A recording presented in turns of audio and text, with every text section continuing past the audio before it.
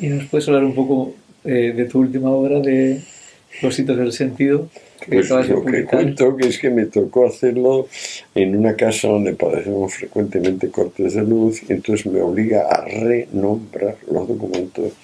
Y había documentos que tenían tantos y que me temo que me he equivocado, como por ejemplo tenía 5 y he leído 4.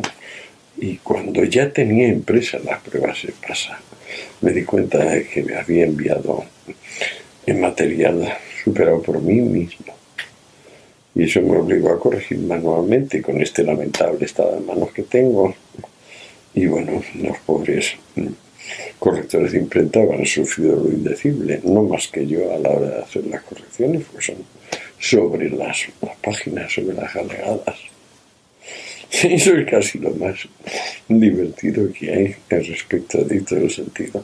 Con un poco de suerte se venden estos ejemplares de la primera edición y yo poder meterle y quitarle las comas, que ya se las tengo metidas y quitadas, porque es lógico, bastante bien le ha quedado el trabajo a los correctores de pruebas. Les pasa, pobrecitos.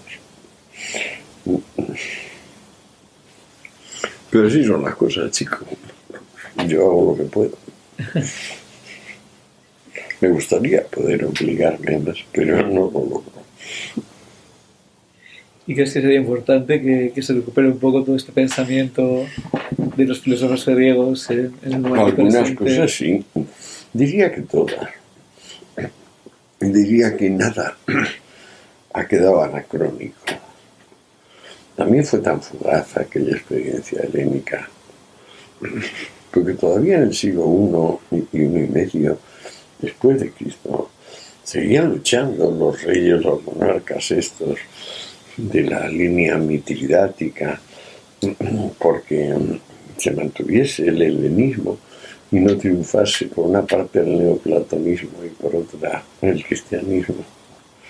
Pero no pudieron, es decir, fueron metidos en toda la línea. También intento contar esto en Hito del Sentido al final. Las últimas 100 páginas de Hito del Sentido intentan contar cómo es posible, pero cómo realmente sucedió. Que primero el platonismo se convirtiera en neoplatonismo, que es una no filosofía. Por el botín no sabía ni escribir. Si no llega a ser Porfirio, lo nombre gran talento, que decidió poner por escrito las incoherencias de este hombre. Probablemente no hubiera pasado la historia universal. Pero como preconizaba esto de dejar el más acá y vayámonos a otro mundo, la trascendencia, y en aquel momento había tales barbaridades, se pasaba tal hambre, había tales guerras, que oír la palabra de desviad vuestra flujo de conciencia, no os quedéis aquí, cambiad, vamos a donde sea, pero aquí no. Eso fue una de las líneas. La otra pues era Saulo de Tarso, San Pablo, diciendo que estamos mucho mejor en el cielo. Ahora portaos bien, porque si no vais al infierno. Había tanto personal dispuesto a escuchar esto que se vuelve atalado. Por no decir que lo sigue llevándoselo.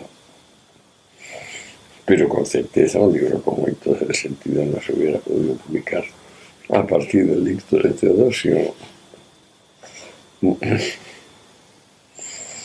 Vamos, que lo habrían quemado ya el autor con ello, con el libro ipso facto. Y desde entonces en adelante, ya te cuento, hasta la apoteosis del sobre el desprecio del mundo, de conspectum mundi, que es muy considerado el arco de Bóveda de la Alta Edad Media, donde ya pasa a otoño o Baja Edad Media, de conspectum mundi. Pues claro, ya es dogma de fe que el que de alguna manera soporte esta mesa de madera, esta cerveza, este sentimiento que yo ahora tengo en el pie derecho, pues, está incumpliendo la regla de poner su corazón y su pensamiento donde corresponde, que no es a él. que es en el desprecio de todo lo físico. Sentirse manchado por la realidad sensible. Estamos hablando de 1000 años después.